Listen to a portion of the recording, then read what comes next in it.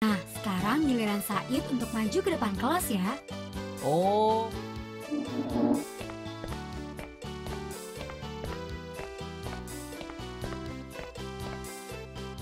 Pancasila. 1. Ketuhanan yang Maha Esa. 2. Kemanusiaan yang adil dan beradab. 3. Persatuan Indonesia. 4. Kerakyatan yang dipimpin oleh hikmat kebijaksanaan dalam permusyawaratan perwakilan. 5. Keadilan sosial bagi seluruh rakyat Indonesia.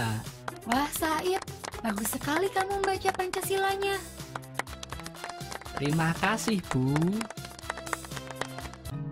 Assalamualaikum warahmatullahi wabarakatuh. Berjumpa lagi dengan saya, Bapak Kareka Eka Maya, SPD, selaku guru PKN. Good morning everybody, how are you today?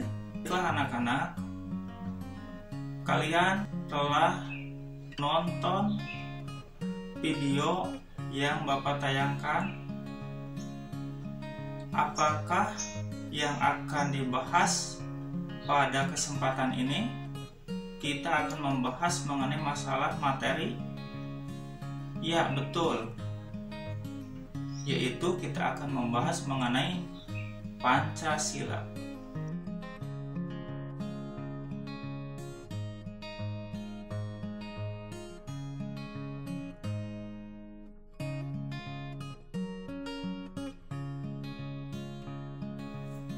Pada kesempatan ini, Bapak akan membahas mengenai perumusan dan penetapan Pancasila sebagai dasar negara.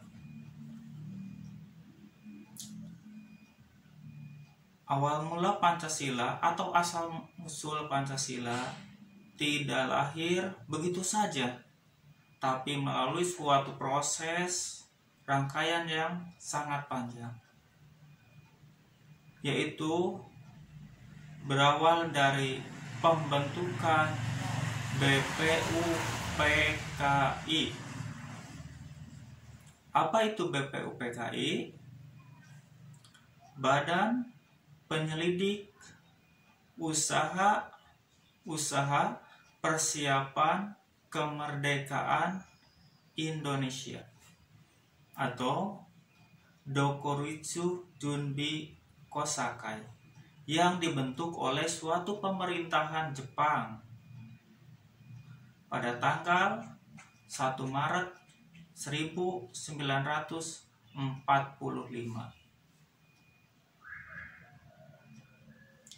BPUPKI beranggotakan 67 orang dan 7 orang diwakili oleh negara Jepang. Ketua BPUPKI adalah Dr. Rajiman Weddiodiningrat. Sedangkan wakilnya adalah Raden Panji Suroso, perwakilan dari Indonesia, dan Ichi Bangase, perwakilan dari bangsa Jepang. Pada saat itu, bangsa Indonesia belum mempunyai dasar negara. Dasar negara itu penting karena tanpa adanya suatu dasar negara, maka negara itu tidak tahu arah dan tujuannya. BPUPKI melaksanakan 2 kali sidang. Yang pertama membahas mengenai dasar negara pada tanggal 29 Mei sampai dengan 1 Juni. Yang kedua adalah membahas rancangan Undang-Undang Dasar. Dalam pembentukannya, BPUPKI tidak terlepas dari tokoh-tokoh yang mengusulkan dasar negara. 3 tokoh tersebut diantaranya adalah Insinyur Soekarno, Mr. Supomo, dan Muhammad Yamin.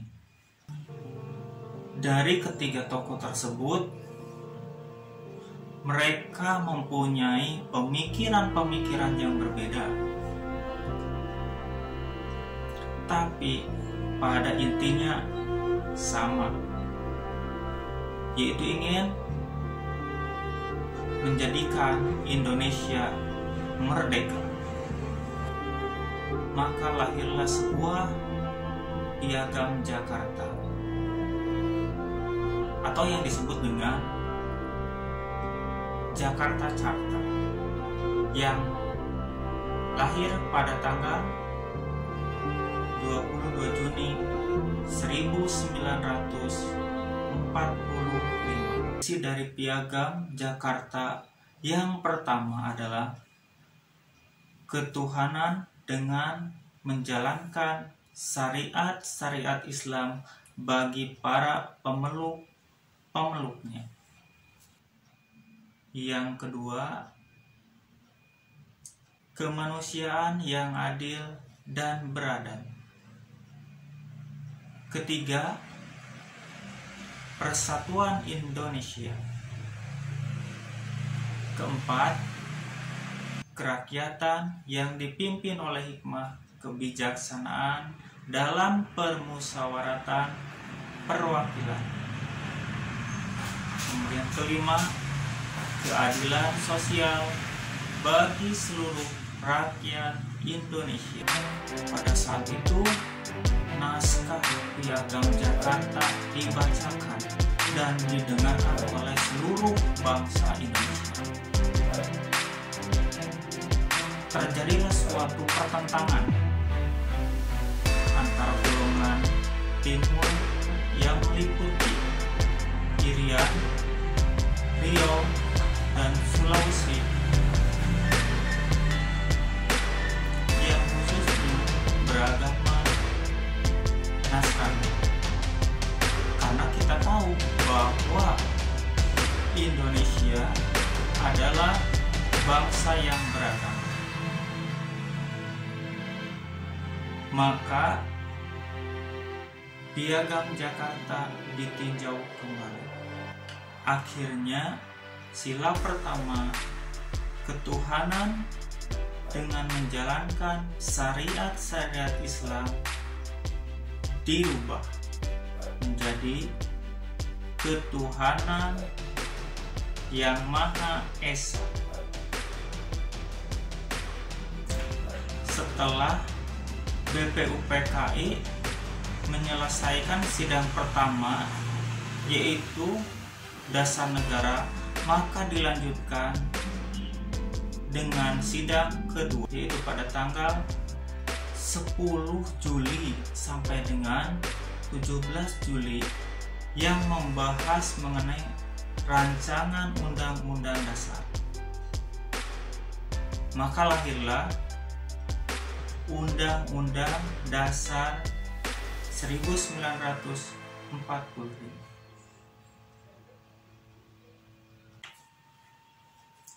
Setelah BPUPKI dirasa banyak berperan, maka Indonesia mengambil inisiatif, yaitu dibentuklah suatu organisasi yang bernama PPKI, atau Panitia Persiapan Kemerdekaan Indonesia, atau dalam bahasa Jepangnya yaitu Zokoritsu Junbi Inkai, yang sesuai dengan karakteristik bangsa Indonesia, yang diketuai oleh Insinyur Soekarno. Dengan dibom atomnya Hiroshima dan Nagasaki, maka bangsa Indonesia semakin antusias, yang pada saat itu keadaan bangsa Indonesia dalam keadaan vacuum of power, yaitu kekosongan dalam kekuasaan. Detik-detik kemerdekaan banyak suatu peristiwa penting, yaitu peristiwa Rengas Dengklok.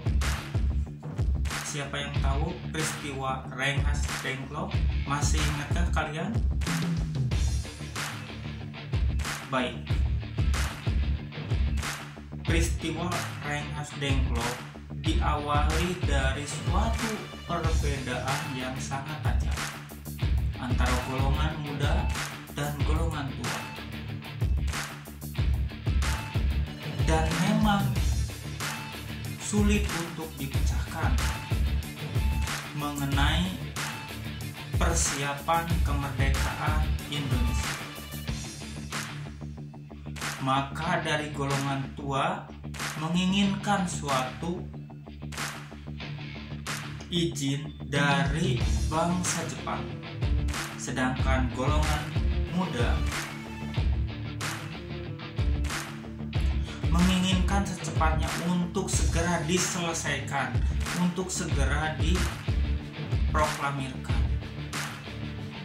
Maka terjadilah suatu perdebatan yang sangat panjang, hingga golongan muda ini mengambil salah satu inisiatif untuk menculik Insinyur Soekarno dan Muhammad Hatta ke Rengas Dengklok, yaitu suatu kota terpencil yang berada di Bandung.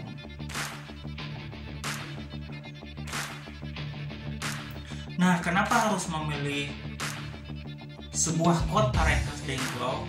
Ya, Rengas Dengklok dipilih menurut perhitungan militer.